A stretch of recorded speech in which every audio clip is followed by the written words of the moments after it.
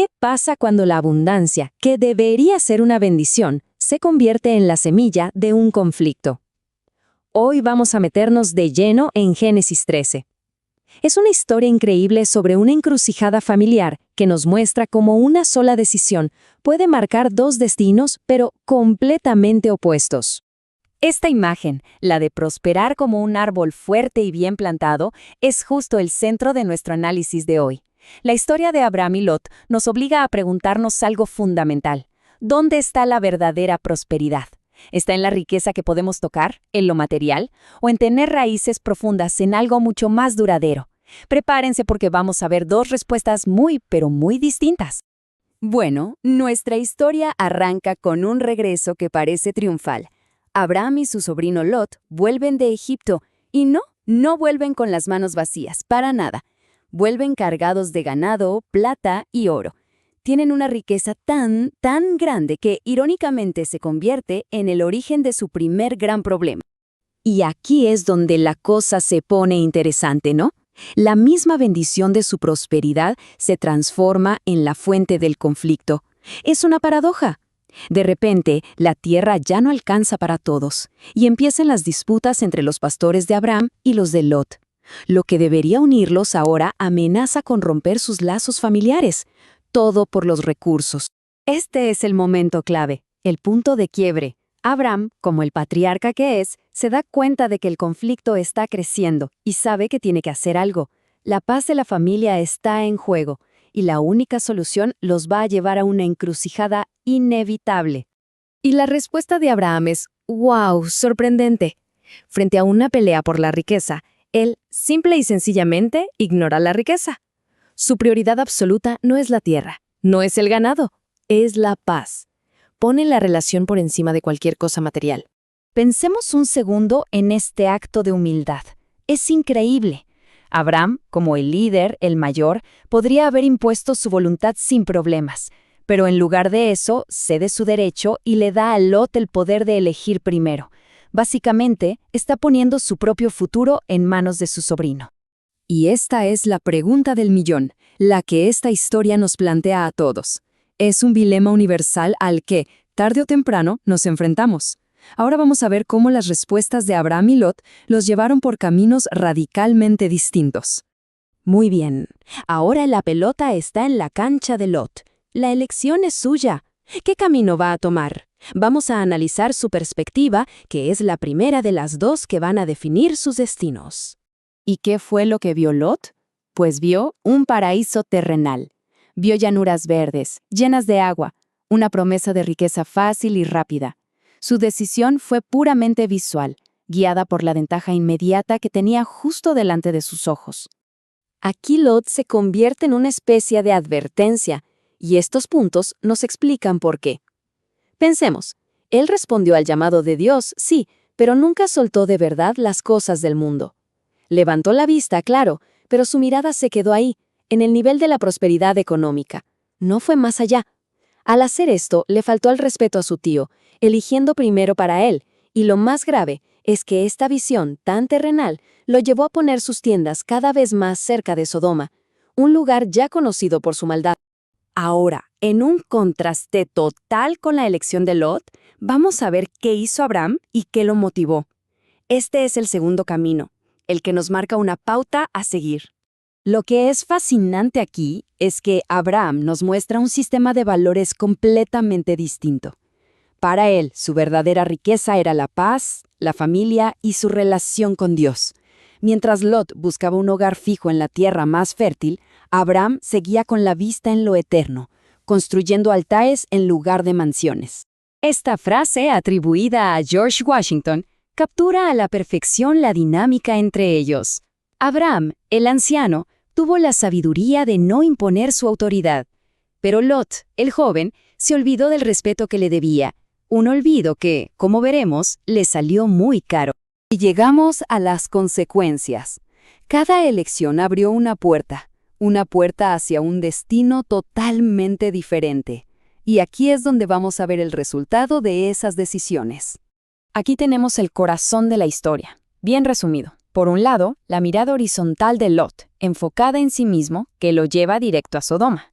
Y por otro, la mirada vertical de Abraham, enfocada en Dios, que lo lleva a construir altares. Uno eligió un pedazo de tierra fértil, el otro recibió una promesa eterna. Y la recompensa para Abraham no se hace esperar, es inmediata. Justo después de su acto de fe, justo después de renunciar a la tierra que parecía la mejor, Dios le habla. Y no le ofrece un vallecito, no, le ofrece una promesa que abarca toda la tierra que sus ojos pueden ver. El punto crucial aquí es la escala de la recompensa de Abraham. No es solo tierra física, ¿se dan cuenta? Es una promesa espiritual y generacional, algo tan inmenso que supera por completo esa pequeña llanura que Lot eligió. Pero esperen, que hay un detalle fascinante que a menudo se nos escapa. Se trata del lugar exacto donde Abraham había acampado justo antes de esta decisión. El texto nos dice que estaba entre dos lugares con nombres increíblemente simbólicos. Esta ubicación es una metáfora poderosísima de la condición humana. Es como si nos dijera que vivimos temporalmente en un mundo que se dirige a la ruina, pero con la mirada puesta en nuestra verdadera casa, la casa de Dios. Y esa es justamente la perspectiva que guió a Abraham en todo momento. El viaje de Abraham en este capítulo no termina en un lugar de riqueza, sino en un lugar llamado comunión. Él eligió la comunión, la cercanía con Dios por encima de la sofisticación y la abundancia de Sodoma. Esa fue su elección final. Y así, la historia termina devolviéndonos la pregunta. Al final, todos estamos en una encrucijada parecida. ¿Nuestras decisiones nos están acercando a la comunión o a las riquezas que, sabemos, son pasajeras? ¿Qué camino estamos eligiendo hoy? Todos hemos estado en esa situación, ¿no? Esa conversación familiar un poco tensa donde hay que tomar decisiones, sobre todo si hay dinero o bienes de por medio. Sí, son momentos que pueden sacar lo mejor, pero también lo peor de la gente. Totalmente. Y bueno, hoy vamos a analizar a fondo una de las historias más antiguas sobre esto. Un conflicto entre dos parientes, Abraham y Lot, que llegaron a una encrucijada que marcó sus vidas para siempre. Así es. La fuente que vamos a explorar es un análisis del capítulo 13 del Génesis. Y la misión es desentrañar qué nos enseña sobre nuestras prioridades, la generosidad y, sobre todo, las consecuencias a largo plazo de las decisiones que tomamos. Y para empezar, hay un punto que es fundamental. No estamos hablando de una historia de necesidad o de pobreza. Para nada. Todo lo contrario. El análisis resalta que cuando Abraham y Lot vuelven de Egipto, los dos son inmensamente ricos. El texto dice que Abraham tenía ganado, plata y oro en abundancia. Y Lot, que iba con él, también tenía una fortuna. Exacto. Una fortuna en rebaños, en personal. El problema, y esto es lo interesante, no nace de la escasez, sino del exceso. Su riqueza era tan pero tan grande que literalmente ya no cabían en la misma tierra. O sea, la misma prosperidad se convirtió en la semilla del conflicto. Precisamente. Y claro, la situación se pone tensa. La fuente describe que empezaron a surgir disputas entre los pastores de Abraham y los de Lot. El ambiente era ya insostenible. Claro. Y justo ahí, cuando lo más fácil habría sido que Abraham, como el mayor, impusiera su autoridad, hace algo sorprendente. Se acerca a Lot y le dice algo como, a ver, no podemos permitir que este conflicto se meta entre nosotros. Somos familia. Es un acto de liderazgo y de humildad extraordinario. En esa cultura, el patriarca, el anciano, tenía toda la autoridad para decidir. Podría haber dicho, yo me quedo con esto y tú con aquello. Y listo. Claro. Pero él renuncia a ese poder. Le dice a Lot, su sobrino, la parte más joven y en teoría subordinada, elige tú primero. Eso es muy fuerte. Y sus palabras son radicales. Le dice, si tú quieres la tierra a la izquierda, yo tomaré la derecha. Si prefieres la de la derecha, yo me iré a la izquierda. O sea, le entrega todo el control. Pone toda la decisión en manos de Lot. ¡Wow! Le está dando toda la ventaja. Le permite ver todo el panorama y quedarse con lo que él considera la mejor parte. Y claro, en ese momento todo el peso de la historia se mueve hacia Lot. ¿Qué hace él con este poder que le acaban de regalar? Exacto, la pelota está en su cancha. Y la descripción de cómo toma la decisión es muy reveladora. El texto dice que Lot levantó los ojos y vio todo el valle del Jordán. Y por lo que describe la fuente, era un paraíso. Un paraíso terrenal. El análisis lo pinta como una zona súper fértil con muchísima agua. El texto llega a decir que era como el jardín del Señor o como la tierra de Egipto. Era, a todas luces, la opción premium. Y por supuesto, elige esa llanura. Como era de esperar. A ver, a primera vista, parece la decisión más lógica del mundo. Si te dan a elegir entre un oasis y un desierto, pues eliges el oasis. Pero la fuente sugiere que hay un problema en cómo la tomó, ¿no? ¿Dónde está el error que señala el análisis? Ahí está el núcleo de todo. El problema no es que eligiera la tierra fértil. La cosa es los criterios que usó. Ajá. El análisis apunta a que Lot levantó la mirada, sí, pero solo hasta el nivel de la prosperidad económica. Su decisión fue puramente material, pragmática. No hay señales de que lo haya consultado con Abraham. Ninguna. Ni con su tío, que acababa de hacerle ese gesto tan generoso, ni parece que considerara las implicaciones, digamos, espirituales o morales del lugar. Simplemente vio el verde, vio el agua y dijo, para allá voy. Y hay un detalle en el texto que parece puesto ahí a propósito para, no sé, para darnos una mala espina, ¿cierto? Como una advertencia. Totalmente. Es un detalle escalofriante que el autor añade como de pasada. Dice que todo esto ocurrió antes de que el Señor destruyera Sodoma y Gomorra. Claro. Y que Lot fue moviendo sus campamentos hasta llegar a las afueras de Sodoma, una ciudad cuyos habitantes son descritos como sumamente perversos. O sea que, sin saberlo, al elegir la tierra más rica, estaba eligiendo como vecinos a la gente más corrupta de la región. Su visión a corto plazo le impidió ver el peligro que venía. El resultado inmediato es la separación. Lot se va hacia el oriente, a su paraíso verde, y Abraham se queda en Canaán, con lo que supuestamente era la tierra sobrante. Pobre Abraham, hizo un mal negocio. Pero justo en ese momento, cuando Lot desaparece en el horizonte, la historia da un giro de 180 grados.